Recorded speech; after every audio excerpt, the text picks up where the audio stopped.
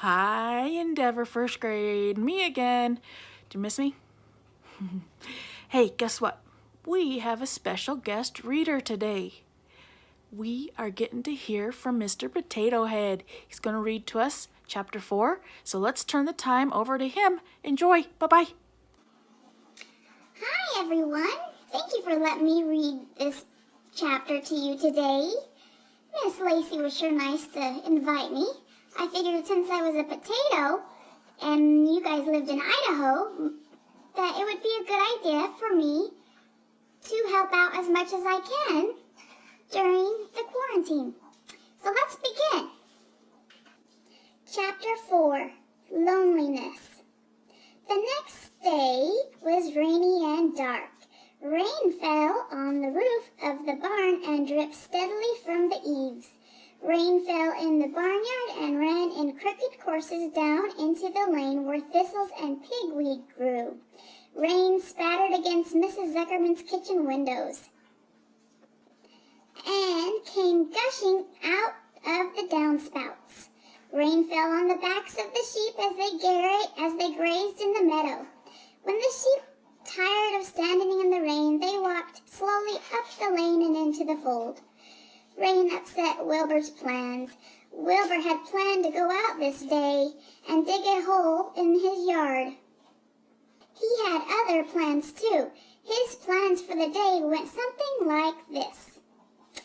Breakfast at 6:30, skim milk, crusts, middlings, bits of donuts, wheat cakes with drops of maple syrup sticking to them, potato skins,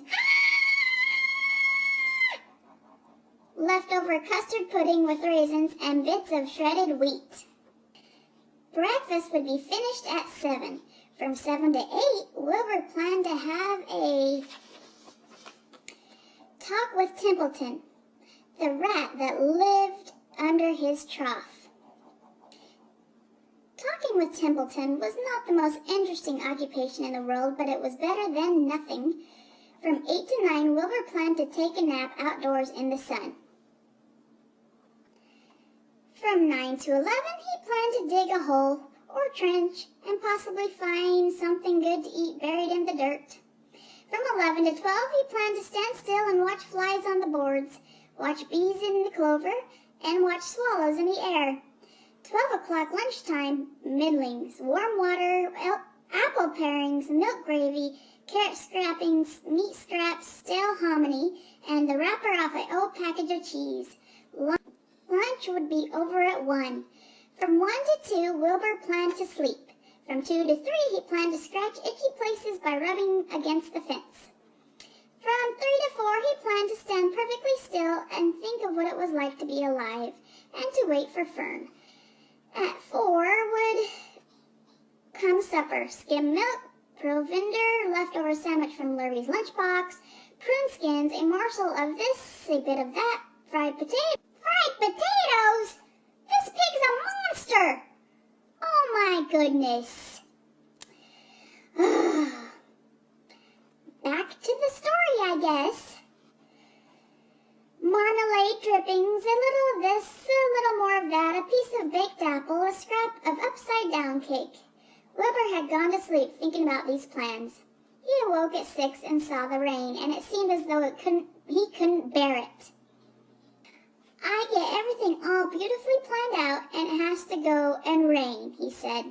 For a while he stood gloomily indoors. Then he walked to the door and looked out. Drops of rain struck his face. His yard was cold and wet. His trough had an inch of rainwater in it. Templeton was nowhere to be seen. "Are you out there, Templeton?" called Wilbur. There was no answer. Suddenly, Wilbur felt lonely and friendless. "One day just like the other," he groaned. "I'm very young. I have no real friends here in the barn. It's going to rain all morning on all afternoon, and Fern won't come in such bad weather. Oh, honestly." And Wilbur began crying for the second time in 2 days. At 6:30, Wilbur heard the banging of a pail. Lurvy was standing outside the rain, stirring up breakfast. "Come on, pig," said Lurvy. Wilbur did not budge. Lurvy dumped the slop, scrapped the pail, and walked away. He noticed that something was wrong with the pig. Wilbur didn't want food. He wanted love. He wanted a friend, someone who would play with him. He mentioned this to the goose, who was sitting quietly in the corner of the sheepfold. "Will you come over and play with me?" he asked. "Sorry, Sonny, sorry," said the goose. "I'm sitting on my eggs, 8 of them. Got to keep them toasty warm. I have to stay right here. I'm no flibberty-gibberty-gibbet. I do not play when there are eggs to hatch. I'm expecting goslings." "Them are baby goose." "Well, I didn't think you were expecting woodpeckers," said Wilbur bitterly. Wilbur next tried one of the lambs. "Will you please play with me?"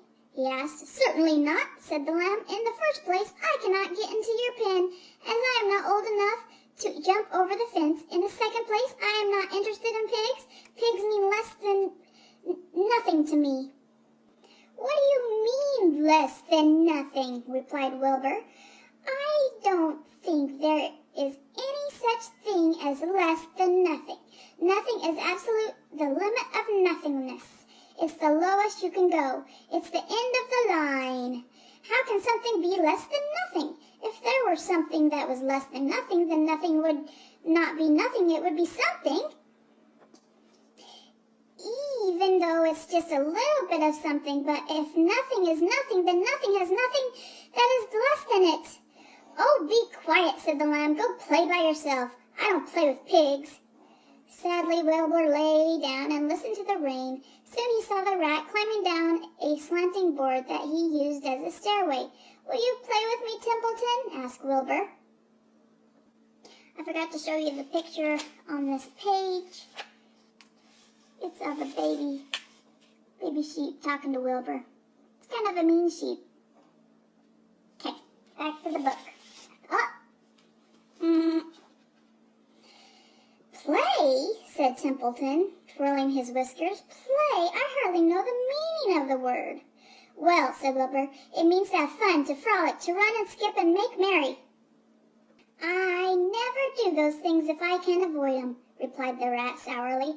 "I prefer to spend my time eating, gnawing, spying, and hiding. I am a glutton, but not a merry maker. Right now, I'm on my way to your trough to eat your breakfast, since you haven't got sense enough to eat it yourself." And Templeton the rat crept stealthily along the wall and disappeared into a private tunnel that he had dug between the door and the trough in Wilbur's yard. Templeton was a crafty rat, and he had things pretty much his own way. The tunnel was an example of his skill and cunning. The tunnel enabled him to get from the barn to his hiding place under the pig trough without coming out into the open. He had tunnels and runways all over Mr. Zuckerman's farm and could get from one place to another without being seen. Usually he slept during the daytime and was abroad only after dark. Abroad, I think in this book, means awake, doing stuff. Wilbur watched him disappear into his tunnel. In a moment he saw the rat's sharp nose poke out from underneath the wooden trough. Cautiously, Templeton pulled himself up over the edge of the trough.